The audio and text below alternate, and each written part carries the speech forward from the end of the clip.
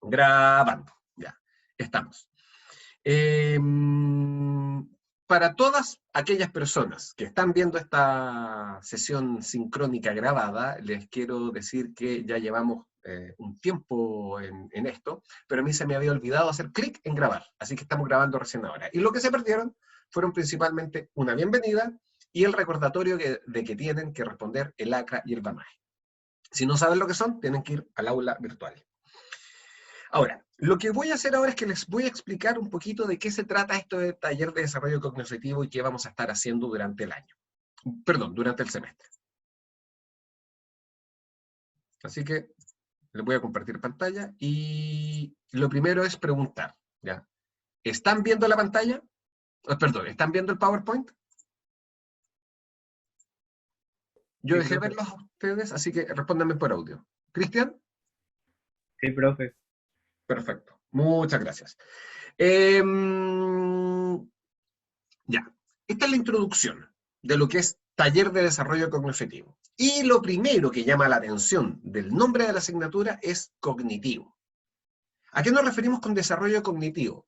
Este es un taller que busca que ustedes desarrollen sus procesos cognitivos. ¿Y qué son los procesos cognitivos? Lo puedo explicar principalmente con un ejemplo. ¿Ya? Les voy a pedir que comprueben el siguiente estudio científico. Ah, una pregunta. ¿Ven solamente el PowerPoint o también me ven a mí en un rinconcito? También a usted. Ya, perfecto. ¿Por qué? ¿Por qué les pregunto? Para saber si sirve de algo que yo gesticule y haga señales con las manos o si estoy haciendo el loco. Qué bueno saber que no estoy haciendo el loco. Ya, entonces, como les decía, les voy a pedir que comprueben el siguiente estudio científico. Lean, por favor, en silencio.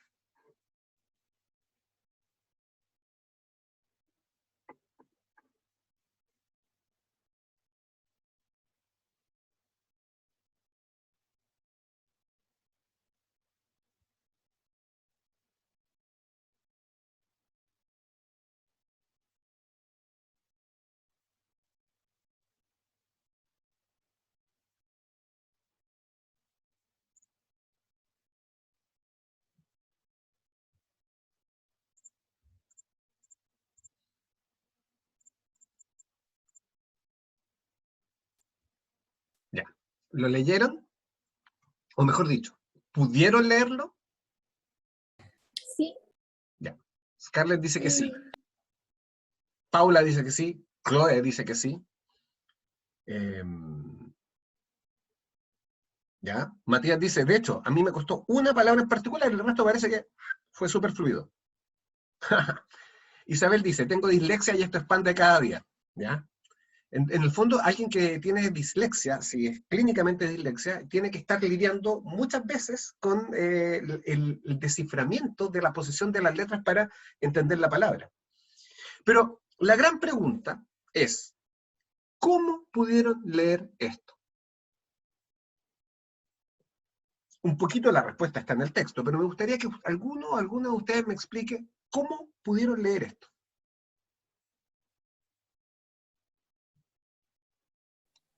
No nos centramos letra por letra, ni en el orden, solo en el,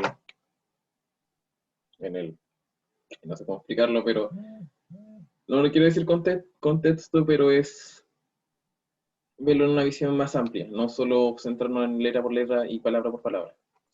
Matías, creo que la palabra que tú estás buscando es configuración. Eso mismo. Porque es cierto lo que tú dices. Cuando nosotros leemos, no identificamos letra por letra y no vamos uniendo letra por letra. Eso lo hacemos cuando estamos aprendiendo a leer. ¿Recuerdan esa sensación de estar aprendiendo a leer y demorarse en leer una palabra y comenzar? Gato. Gato. E inmediatamente, es típico que los niños cuando están aprendiendo a leer, leen y hay un momento de un darse cuenta, de un capturar la palabra, que es como gato. Gato. Que está en la mesa. Gato que está en la mesa. ¡Pum! Y aparece. Como que se abre el significado de la oración. Porque en el fondo eso lo hacemos cuando somos chicos, pero cuando somos grandes, cuando ya tenemos experticia en leer, nosotros sabemos más o menos qué palabra es la que viene a continuación. Si nosotros vemos una Q y vemos que hay dos signos después, asumimos que es un qué, un quién, y nosotros le damos sentido en base a lo que leemos anteriormente. La primera palabra, geun, que parece una palabra coreana, inmediatamente la reordenamos, según estudios, porque nosotros en el fondo tenemos conocimiento del mundo y podemos predecir más o menos qué es lo que va a venir a continuación. Y nosotros vemos un conjunto de letras y le damos una configuración predefinida. Leer en el fondo no es solamente identificar letras que nos indican fonemas, sino que es identificar configuraciones de símbolos que típicamente van juntos. Esto no es muy distinto a cómo leen los orientales, cómo se lee en China, cómo se lee en Japón, en donde claramente un chino que habla mandarín no tiene que identificar todas las formas de un ideograma para identificarlo.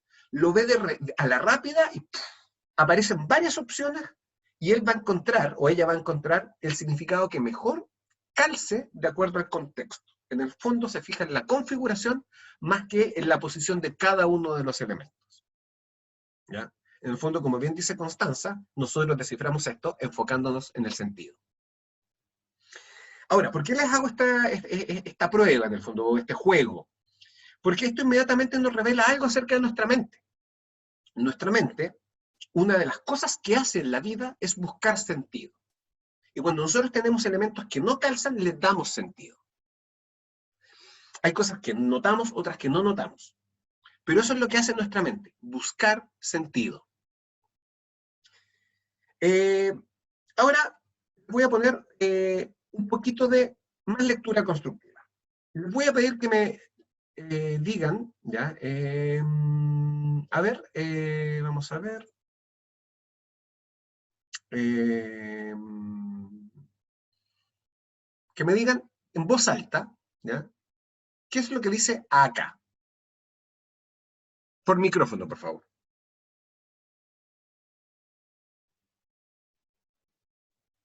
¿Profe? Madrid de la tarde. Ya, perfecto. Sí, ¿Catrina? sí, también iba a decir eso. ¿Qué Madrid de cosa? la tarde. Perfecto, Madrid en la tarde. ¿Alguien más? Sí, también leo Madrid en la tarde. Trinidad dice Madrid en la tarde, ok. Profe, ¿Alguien? ¿Pablo? consulta, ¿es normal de que lo primero que he leído ha sido la tarde en Madrid? No, a ver, esto abre una discusión muy interesante acerca de qué es lo normal. Pero no es raro, ¿no? No es raro. En el fondo se conecta con lo anterior. El significado es el mismo. Perdón, no, el significado no es lo mismo, no es el mismo. El significado es ligeramente distinto, pero básicamente el mismo. Madrid en la tarde en Madrid, es más o menos lo mismo.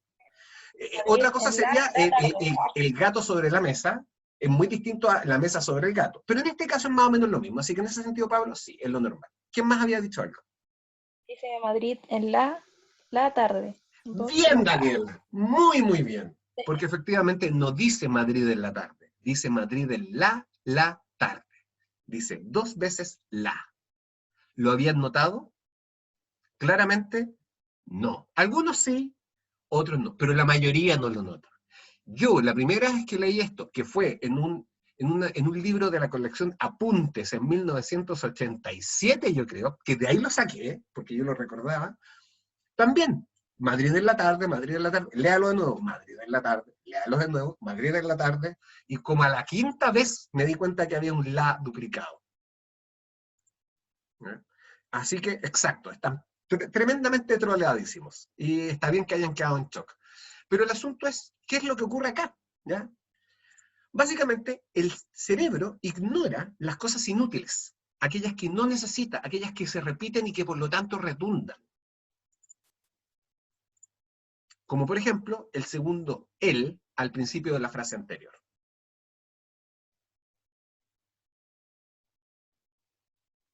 No, me equivoqué rotundamente. Acá debía decir, ¿sabías que el cerebro ignora las cosas inútiles? Pero en la transcripción, tontamente omití un el. Pero créanme, si hubiese sido como estaba en el ejemplo original, habría pasado lo mismo que en el Madrid en la tarde. Obviamente, si hubiesen ido los dos la juntos, o en este otro ejemplo en el que yo me equivoqué, los dos él juntos, es decir, en la misma línea, sí lo habrían notado. Pero al saltar de línea, uno inmediatamente hace un pequeño reset, que hace que uno se quede solamente con un sentido general, y uno elimina lo que no necesita. Se parece un poquito a recordar las caras de personas con las que uno se cruzó en la calle. ¿Se acuerdan cuando uno caminaba por la calle libremente, sin mascarilla? Pues bien, en esa época, hoy día también con mascarilla, uno no va a recordar las caras de las personas que uno vio brevemente en la calle, ¿ya? Porque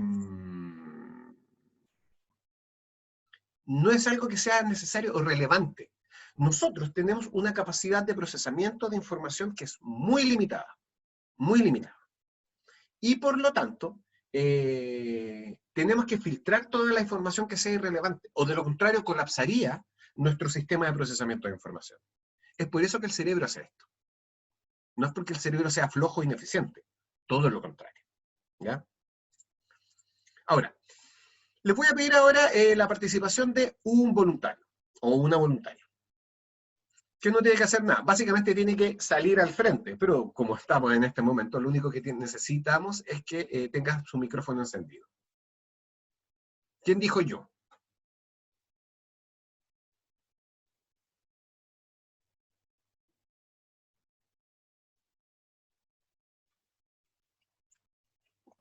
Ya, yo. Perfecto, qué bien, Matías. Muchas gracias, porque yo estaba a punto... Mira, Katrina levantó la mano, así que... No, pero no se preocupen, Matías primero dijo yo, así que primero Matías, ¿ya? Lo que te voy a pedir es, te voy a poner una serie de letras, ¿ya? En la pantalla. Y te voy a pedir que tú las memorices, ¿ya? Las voy a exponer por un breve tiempo, pero aún así te voy a pedir que las veas, las memorices y las retengas. A la 1, a las 2 y a las 3. Listo. ¿Las viste? Sí. Perfecto. Por favor, repítelas. Como puedas. Ustedes son ¿Ya? ¿Cuál más? U era UTTD, no, UTTSD, P. P, y no recuerdo más, era una N y no recuerdo más el orden. Ya. T, dijiste, ¿cuál más? D, D, S, S, D. D. Habían unas N, otras P y una T, pero no me acuerdo del orden. Ya. Obviamente la prueba es injusta. Todos y todas ustedes saben que era imposible que Matías retuviera todas las letras. Era imposible. Porque aparecieron por muy poco tiempo. Pero Matías, ¿podrías tú repetirlas si yo te dijera que son las iniciales de los números del 1 al 12?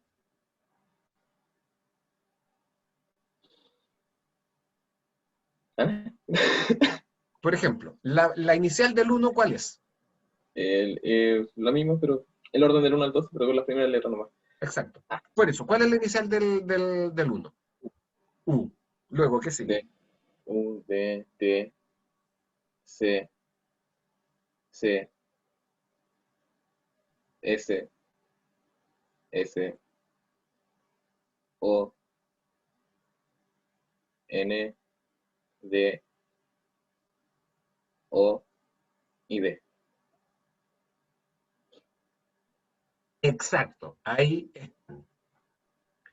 Lo que hizo ahora Matías fue un pequeño truco que muchos utilizamos, que es, en vez de recordar la información punto por punto, recordarla como un todo. En vez de recurrir a lo que acaba de ver, a la información que recién se ha aprendido, recurrir a la información antigua que uno conoce. Y esto es lo que en psicología cognitiva se conoce como chunking, es decir, viene del inglés chunk, que significa pedazo, agrupamiento de información. Cuando ustedes se aprenden un celular o un root, que hoy en día muy poco, uno se sabe muy pocos celulares, muy pocos roots, uno se sabe su root, su celular, y eventualmente el celular del pololo, de la polola, del papá, de la mamá. Como que De hecho, ustedes nacieron en una época de celulares. Lo más probable es que cuando ustedes nacieron había celulares por todos lados. Y era importante saberse el número del papá y de la mamá. Y quizás esos son números que todavía se saben. Y cuando uno se aprende uno de estos números, se los aprenden uno por uno o por grupos.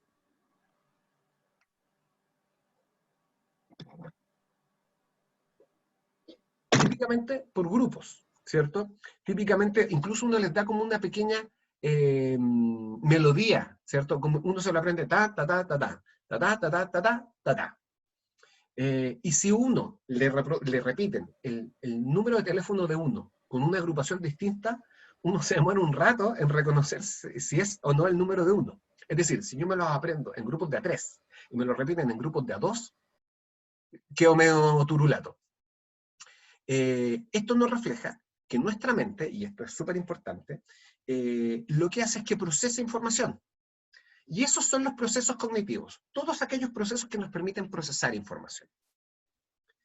Pero nuestra mente es bastante limitada, como les decía, ¿ya? Y por lo tanto, nuestra mente utiliza trucos, atajos, para poder manejar información de manera apropiada. Y es bastante eficiente en ello. Con todas las limitaciones que nosotros tenemos, aún así, somos capaces de manejarnos en el mundo. ¿Ustedes saben cuántas unidades de información podemos retener al mismo tiempo en la memoria? Y esto está archiestudiado. Máximo 9 unidades de información. Eso quiere decir que cuando tomamos apuntes, y nosotros tenemos que anotar una frase que acaba de decir el profesor o la profesora, que tiene más de 9 elementos con significado, inmediatamente nos cuesta. Si son de 9 para abajo, es fácil. Pero si son más de 9, esas frases largas, o cuando leemos una frase de 3 líneas, que tiene muchas relaciones entre ellas y muchas palabras nuevas, nos cuesta. Entonces tenemos que leerla una y otra vez, y para poder entenderla y meternosla en la mente, en el fondo, tenemos que reducir esa información, tenemos que llevarla a lo conocido, tenemos que juntar 2 palabras y generar conceptos, y eso lo vamos haciendo rápidamente. Pero esos son los procesos cognitivos. Todas aquellas operaciones mentales que hacemos para procesar información y actuar en el mundo en consecuencia. Y lo que vamos a hacer en taller de desarrollo cognitivo no son este tipo de ejercicios, sino que es estudiar qué se sabe de la mente humana y utilizarlo al servicio de vuestro aprendizaje, particularmente de vuestro estudio. Eso es. Y eso es taller de desarrollo cognitivo, un espacio práctico para, valga la redundancia, poner en práctica todas estas actividades. Ahora, lo que más me importa es hacer una descripción general de la asignatura. Así que vamos viendo. Como ustedes saben, esto es un curso teórico-práctico. ¿Qué significa eso? Hay una cuota de teoría. Por ejemplo, nosotros vamos a estudiar qué es la atención, qué es la memoria, cómo operan. Pero eso va a tomar un 15% de una sesión. Y en el fondo, por sesión, siempre vamos a entender la clase asincrónica, que nosotros la vamos a subir previamente al aula virtual, ustedes la ven, y luego nos juntamos en este espacio sincrónico para resolver dudas que haya habido acerca de la clase. ¿Okay? Porque claro, si yo estoy toda la clase pasándoles un PowerPoint con materia, va a ser no solamente aburrido, sino que ineficiente. Eso lo pueden ver ustedes, ¿ya? En su casa. Y ahí es donde está lo más importante, lo más relevante. Y no necesitan, no dependen de una conexión online que funcione sincrónicamente para poder estar en la clase. La pueden ver en sus casas en el momento en el que puedan. Lo principal es que de todas esas clases van a salir actividades prácticas que son aplicación, en primer lugar, un conócete a ti mismo. Sócrates dijo, conócete a ti mismo. Me gustaría hacerles una pregunta, ¿ya? ¿Quién acá tiene buena memoria? Alguien que diga, yo tengo buena memoria. Consciente yo, pero si es cuando no estoy tomando atención, no recuerdo casi nada. Ya, Me hablan y no estoy tomando atención. No. Matías dice, yo tengo buena memoria cuando soy consciente de ello. Entiendo que tú estás diciendo cuando tengo la intención de recordar. Pablo dice, yo tengo buena memoria, pero siento que es selectiva. Sara dice, depende. Francisca dice, depende. ¿Ya?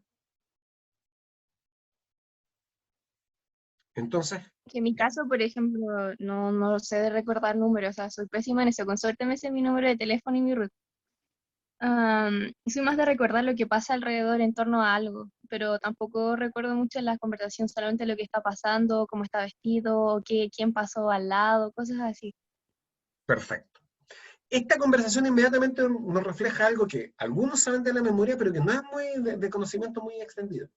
No existe una memoria. No existe un almacén de memoria en donde llega toda la información indiferenciadamente, sino que hay almacenes especializados para distintos tipos de información. Y esto está determinado neuropsicológicamente, es decir, hay partes del cerebro que están especializadas en palabras, hay partes del cerebro que están especializadas en números, hay partes del cerebro que están especializadas en rostros, otras en colores, y el funcionamiento distintivo de cada uno de esos sectores impacta en la personalidad y en las capacidades individuales. Algunas personas son buenas para recordar algunas cosas, otras para otras, ¿ya? La motivación, obviamente, es muy importante. Algunas personas aprenden o memorizan muy fácilmente de manera pasiva. Otras necesitan necesariamente poner atención para recordar. Por ejemplo, Katrina dice que cuando está pendiente de lo que le hablan o le interesa en lo que se está hablando, sí recuerda las cosas que se han dicho. Pero cuando está pendiente de otras cosas, no recuerda nada o muy poco. Eso es lo que típicamente nos pasa a muchos de nosotros. Yo, por ejemplo, me considero una persona muy buena con los nombres, un buen fisonomista.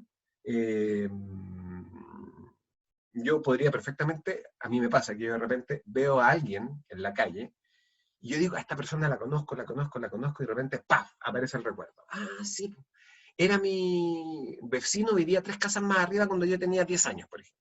Soy capaz de hacer eso. Pero soy pésimo recordando colores, pésimos.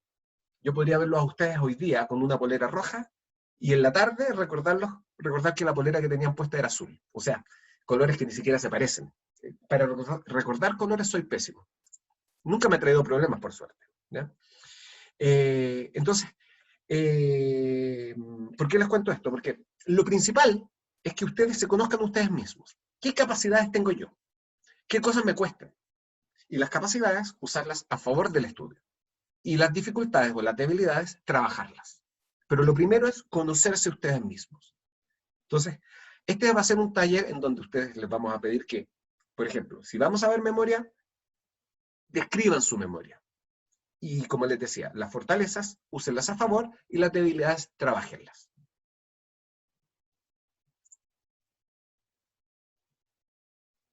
Y el asunto es que la memoria sí se puede ejercitar. Hay limitaciones que son neurofisiológicas, pero nuevamente los trucos nos ayudan.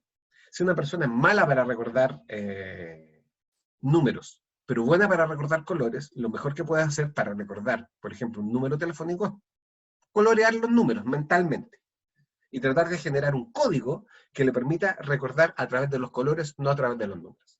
Ahí es donde aparece el valor de las mnemotecnias, que son en el fondo trucos que utilizamos para hacer este chunking, esta agrupación, y por lo tanto, reducir la cantidad de energía cognitiva que necesitamos para ejecutar una tarea.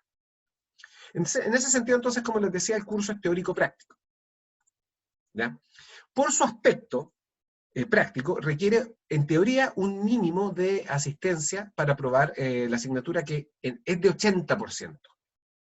Pero, dado el contexto en el que estamos, en donde yo sé perfectamente que no se puede garantizar que uno asista al 80% de las sesiones realizadas. A mí mismo me ha pasado que yo he tenido que hacer la clase, ¡paf!, se me cayó la conexión a internet y me conecto con el teléfono. Y yo estoy, por razones muy extrañas, casado con BTR tanto en mi Wi-Fi como en mi plan de datos. Entonces, ¿qué significa eso? Que si BTR no funciona, ¿qué ha pasado? Y se me caen ambos sistemas, no tengo cómo salir al mundo.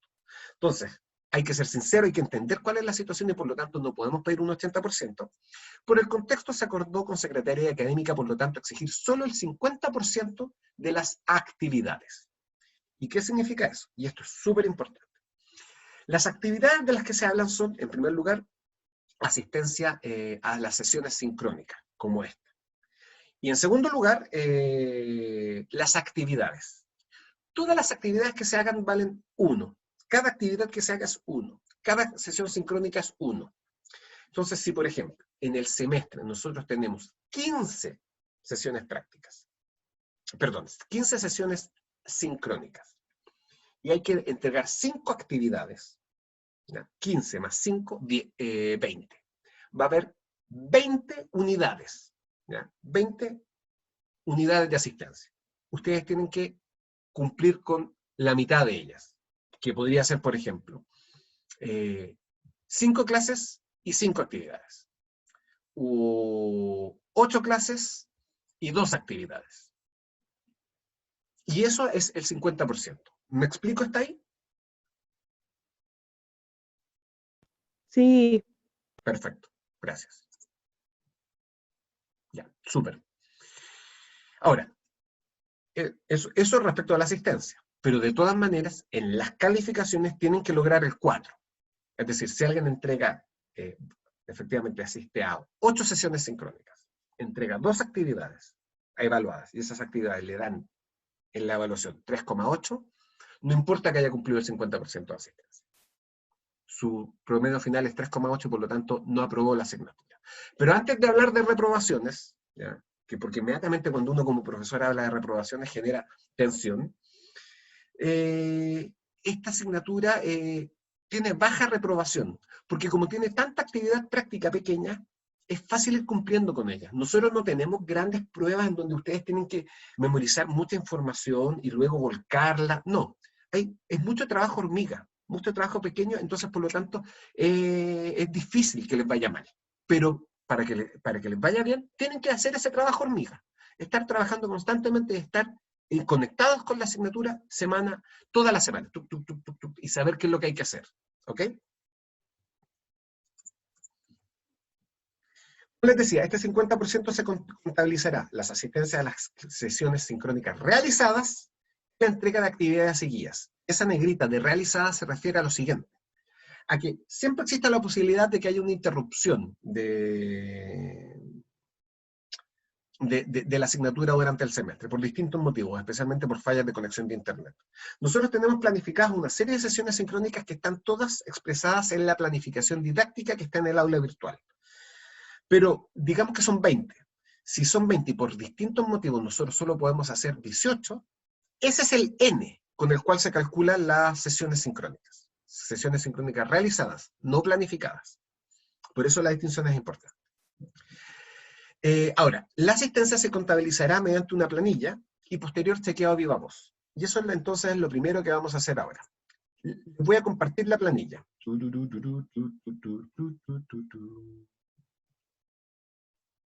Ya. Acá está. Y acabo de poner en el chat el link de la asistencia.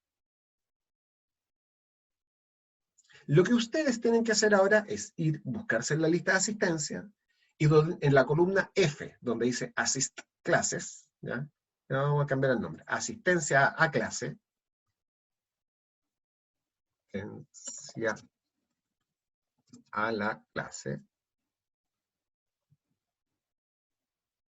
Y en la columna F tienen que marcar una X. ¿Ya? No les deja entrar, veamos. Ya, solicitar acceso al profe. Lo que pasa es que yo les dejé con acceso a la Universidad de Valparaíso. Pero hay una diferencia entre lo que es el @v.cl y @alumnos.v.cl. Entonces, claramente, lamentablemente, el sistema tontamente no considera a los alumnos como parte de la Universidad de Valparaíso. Así que déjenme cambiar eso.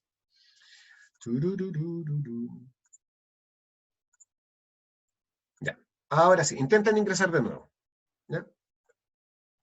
Sí, Isabel, lamentablemente no son parte, pero lo serán. Ya, intenten ahora ingresar. Ya, ahí los voy ingresando. Así que ahora busquen su nombre y anoten una X en la columna F. Y obviamente no sean terroristas, no borren a nadie. Si borran a alguien yo lo voy a saber porque esto es un panóptico. Yo sé perfectamente qué es lo que hace cada uno y cada una de ustedes. Y al final de la sesión yo voy a chequear a viva voz si es que las personas que se anotaron están ahí o no.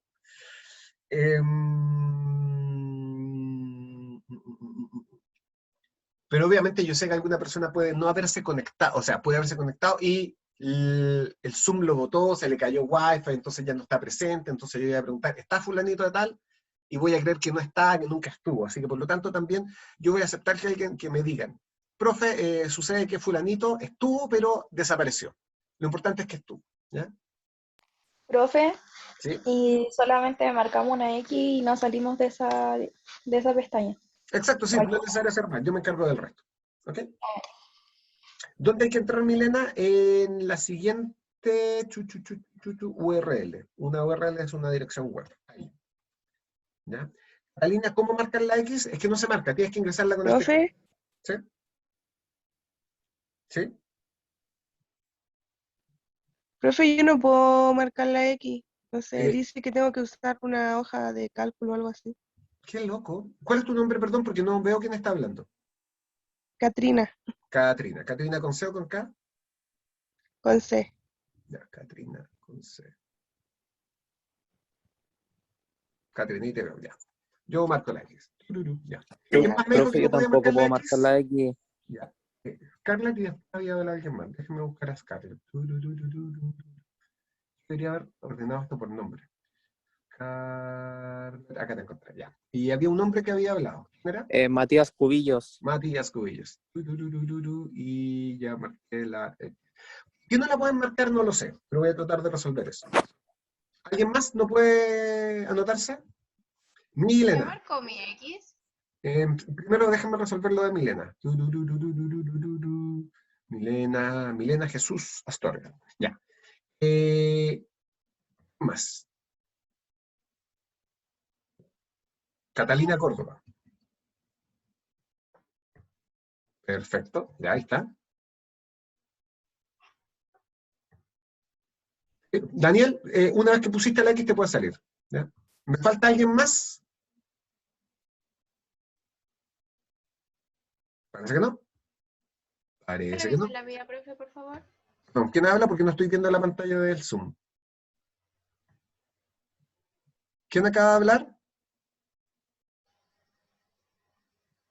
¿No se escucha? No, sí se Carla escucha, pero es que Castillo. no sé cuál es tu nombre.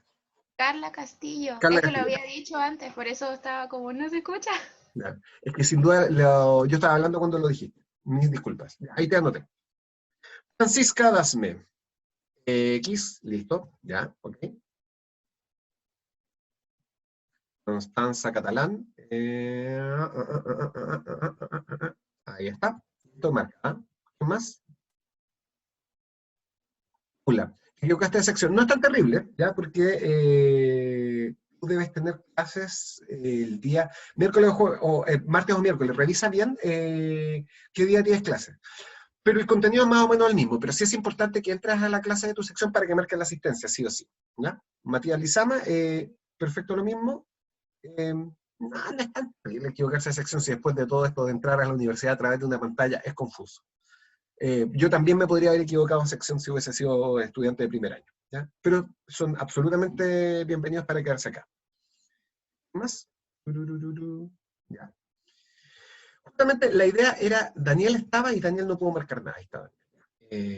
Ya. La idea era no hacer esto a viva voz para no invertir tiempo en esto, pero como es la primera vez no hay problema, de ahí voy a resolver bien los problemas técnicos. ¿Ya?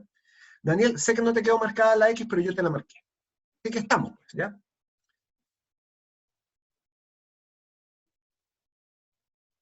Ya, Matías, no te preocupes, te puedes quedar. No, sí, ándate, anda donde Paula, pero me da la sensación de que Paula ya terminó la sesión. Pero después tú le explicas, les puedes mandar un correo y le dices que estuviste conmigo y que estuviste atento a la explicación de la sección, o sea, de la asignatura. Ya, damas y caballeros, vamos a cerrar esto.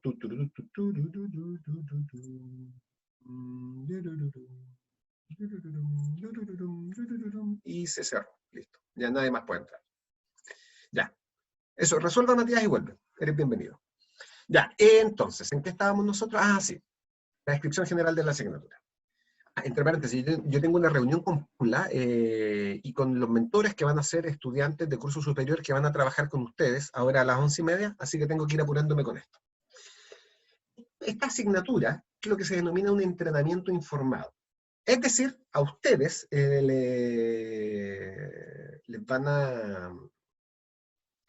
vamos a ir explicando, los vamos a ir entrenando en ciertas habilidades, pero les vamos a ir explicando qué habilidades son las que se están entrenando. Yo siempre explicaba esto con una película muy antigua, que estaba absolutamente obsoleta y que nadie había visto, que era Karate Kid. Y ahora, mágicamente, gracias a Netflix, Karate Kid volvió a estar en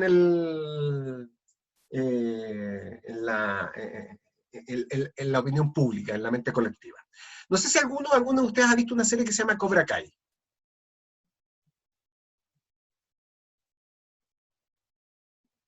Bueno, es una serie que está vinculada a una película de 1980, ¿ya? ¿Qué se trata? Es la típica historia de debilucho que llega a un lugar nuevo, le hacen bullying, y encuentra un sabio maestro que le enseña karate. Y con el karate le pega a todos los matones y se queda con la chica. Esa es la historia básicamente. Y para enseñarle karate, este sujeto, el maestro sabio, lo pone a encerar autos, que es una colección de autos, y le hace hacer un movimiento. Pon cera, quita cera. Pon cera, quita cera. Después hicieron un remake en 2010, en donde actuaba Jackie Chan. Estaba ambientada en China. Y el asunto es que y el cabro se chorea, porque dice, yo no estoy aprendiendo karate, yo estoy encerándole a los autos. Entonces el sabio maestro japonés lo ataca, le pega, le intenta pegar. E inmediatamente el jovencito ¡paf!, bloquea automáticamente, su cuerpo sabe. ¡Paf! El movimiento de encerar los autos no era solo encerar los autos, era entrenamiento de un movimiento, pero él no sabía que estaba siendo entrenado. Eso es lo que típicamente hacemos también con los perros, con los niños. A los niños les enseñamos a lavarse las manos, pero no les enseñamos que es para evitar infecciones, o los mandamos al colegio y ellos no tienen idea que están trabajando por su futuro. Eso no es un entrenamiento informado. Ustedes son esto va a ser todo lo opuesto. Esto sí va a ser un entrenamiento en donde ustedes van a saber qué es lo que se está trabajando. Esto es lo que se sabe de la memoria, esto es lo que se aplica al contexto universitario, ahora usted aplíquelo. ¿Y por qué es importante esto? ¿Ya? Y Catalina, si pudiera, sí, les haría pintarme la casa. Y les diría que no, que esto es para aprender psicología, de alguna forma los desgruparía, pero lamentablemente el contexto de pantalla no me deja. Bueno, la cosa es que, ¿por qué es importante esto del entrenamiento informado? Porque el taller es lo que nosotros denominamos el modelaje de la labor de un psicólogo o de una psicóloga. ¿Y a qué me refiero con esto? Yo como psicólogo sé algo acerca de los procesos mentales de las personas.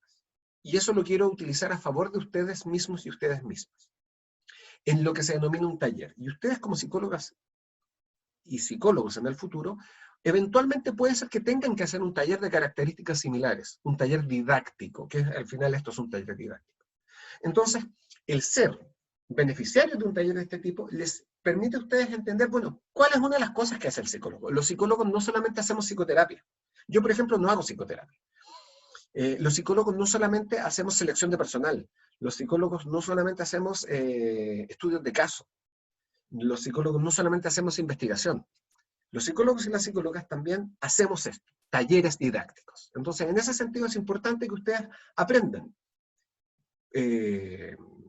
como beneficiarios, ¿qué es esto de un taller didáctico? Cuando ustedes estén en cuarto año y ustedes tengan que hacer un taller, ustedes no pueden decir, profe, yo no sé lo que es un taller, porque lo saben, lo están viviendo ahora. Y en ese sentido, a lo que apuntamos acá es que ustedes autogestionen y autorregulen sus procesos cognitivos. ¿Qué es la gestión? La gestión es hacer que las cosas se hagan. Hay gente que es buena para eso, hay gente que es mala para eso. Un wedding planner, es decir, una persona que trabaja en la planificación y ordenación y dirección de una boda, hace gestión de bodas, hace que las cosas ocurran. El director de escuela, de la escuela de psicología, gestiona la escuela, hace que las cosas ocurran. Y ustedes tienen que hacer que las cosas ocurran en su mente. ¿Ya? Por ejemplo, el mejor ejemplo es yo me distraigo. La mayoría de las personas, de los estudiantes universitarios en este momento, se distraen, porque han sido deformados por esta cultura de la pantalla y el TikTok y el Twitter.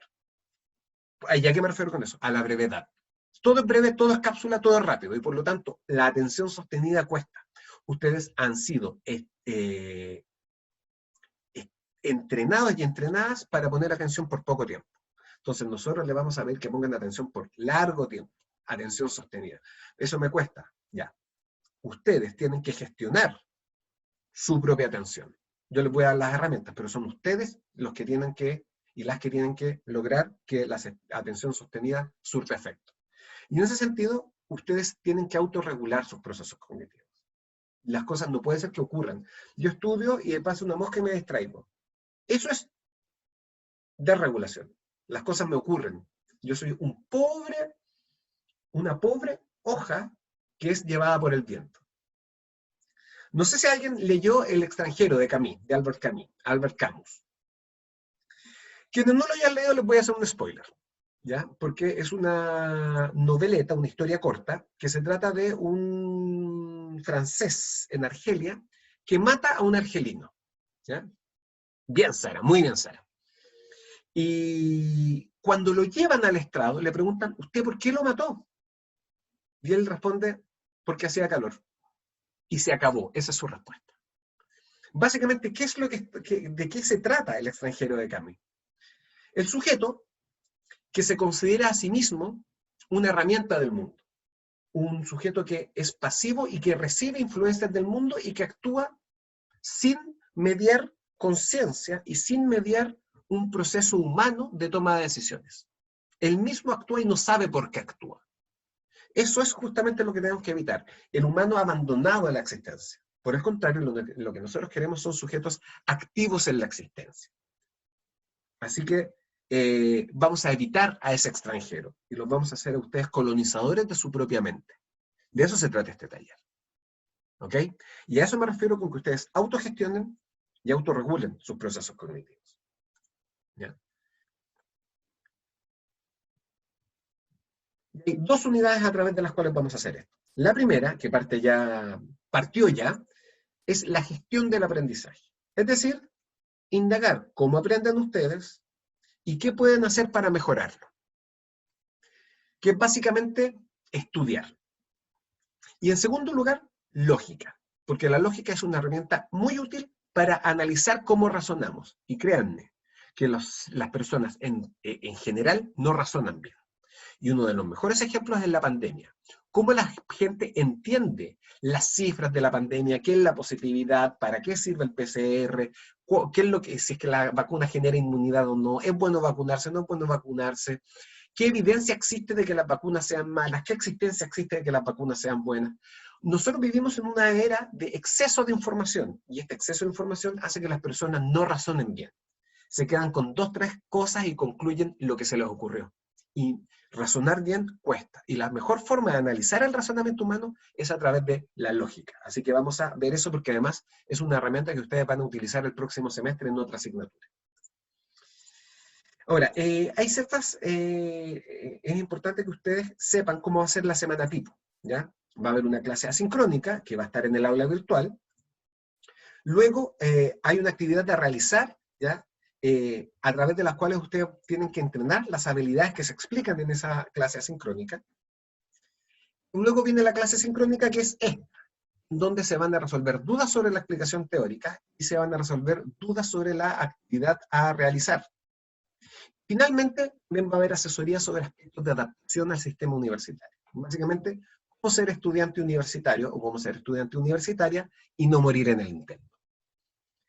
Expectativas, que es importante que ustedes tengan presentes. Acá yo tengo 2 columnas. Una de las típicas expectativas que aparecen en los y las estudiantes, pero que son poco realistas. El primero es decir, con este taller yo voy a cambiar rápidamente.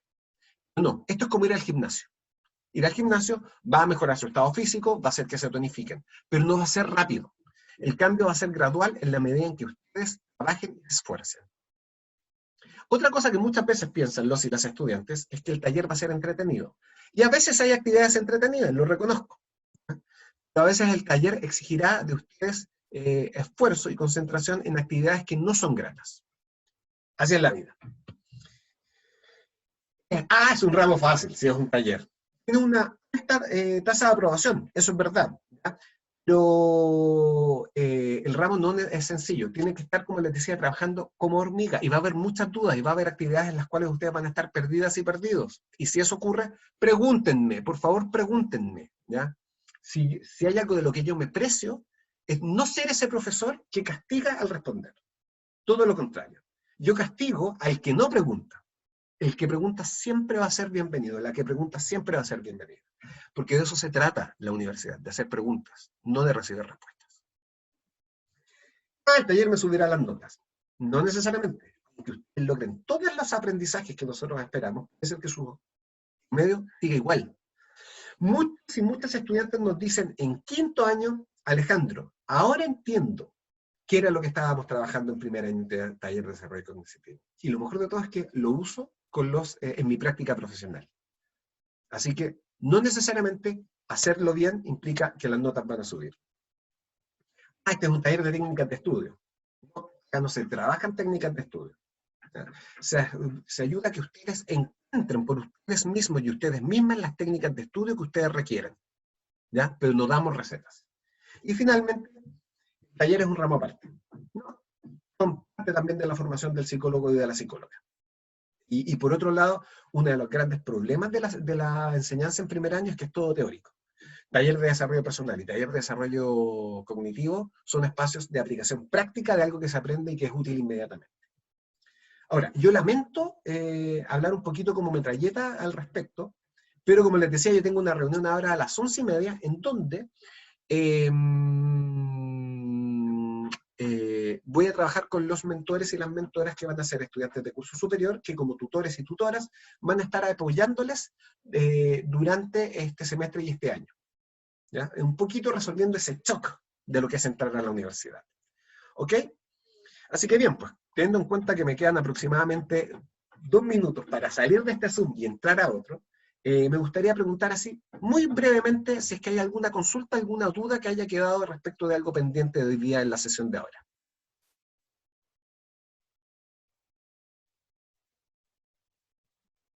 Ya. Paula indica que es todo claro. Ya. Ya, no, Catalina, las actividades, obviamente yo las voy a abordar en Zoom, ¿ya? En este espacio, pero es el aula virtual en donde se explica todo. En el aula virtual está ordenada semana por semana. Entonces, ahí ustedes van a saber todos los viernes qué es lo que viene en la semana a continuación.